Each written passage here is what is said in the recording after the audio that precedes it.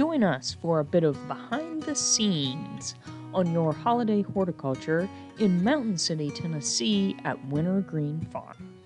Well, yeah, I'll start by showing you how we trim the trees. We do it once a year, usually starting in July, mid-July.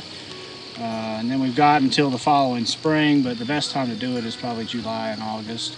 So we trim them, you know, to give them the Christmas tree shape, and the trimming helps them fill in too. Most guys here in the mountains use a shearing knife. It can either be serrated or a straight edge. But when you walk up to the tree, the first thing I zoom in on the top here. That's one of the most important parts of it. We usually cut this, what we call a top whorl, back to about 6 inches.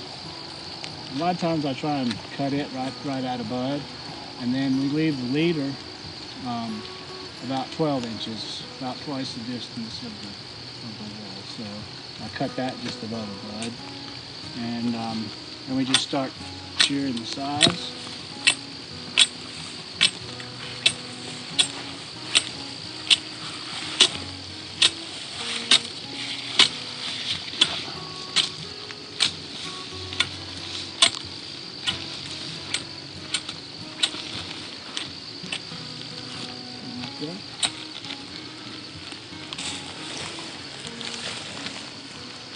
And another tool of the trade are the chaps, Yep. Because you can see that this can be very dangerous.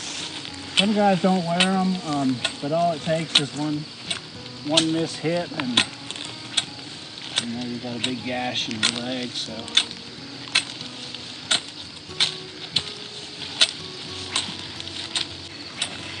this is a 9 to 10. And the bigger they get, maybe the less you have to work the sides. And if it's going to be sold, if I know it's going to be sold, I don't have to trim it as tight. But that's one of the things about the choose and cut is you don't always know which trees are going to go.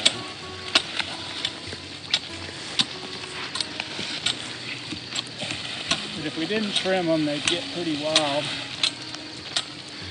in a year or two.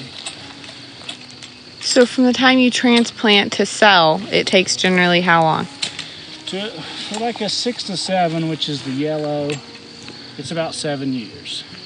From, you know, putting in a, maybe an 18-inch transplant or seedling.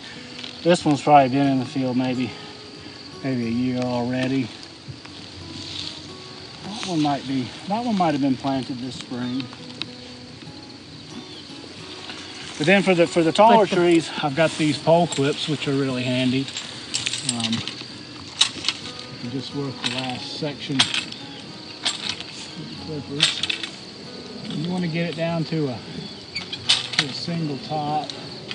And a lot of this is just objective sometimes. I mean, somebody might trim the same tree a couple different ways. We'll leave that on there and take that one. Sometimes I have to walk around them a couple times. Then when I'm trimming another tree, I'll look back and I'll see a branch that I missed. But that looks pretty good. The tags on the trees represent size and species. Trees that have 2 tags, the orange tag means that it is a Canaan fir, not a Fraser fir. A Fraser fir is what we mainly grow, and they'll just have 1 tag. Red means it's a 5 to 6 foot tree.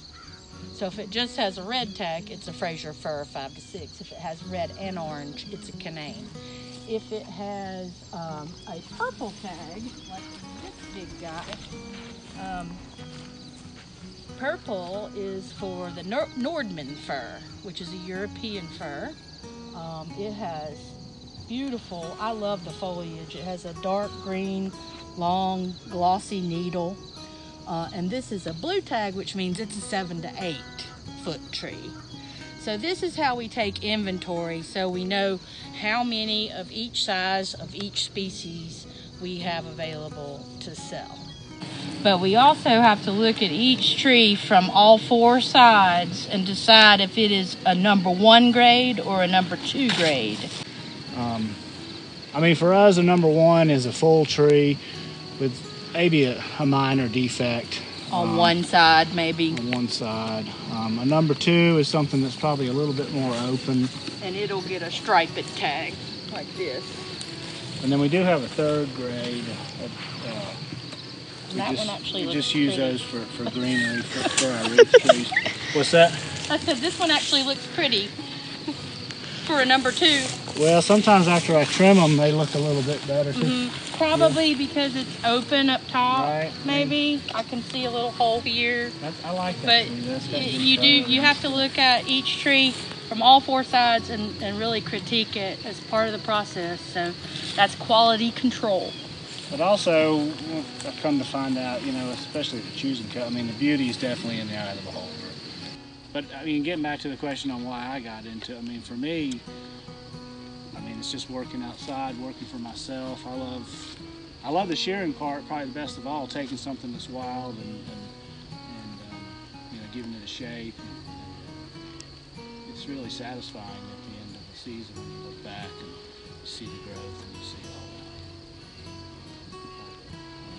And it is kind of a magical product too that brings a lot of joy to Sure. families. Yeah. And It's a happy time for people, and yeah, and there's some characters in this business. I mean, I've met a lot of interesting good people. Yeah. I'm getting teary-eyed.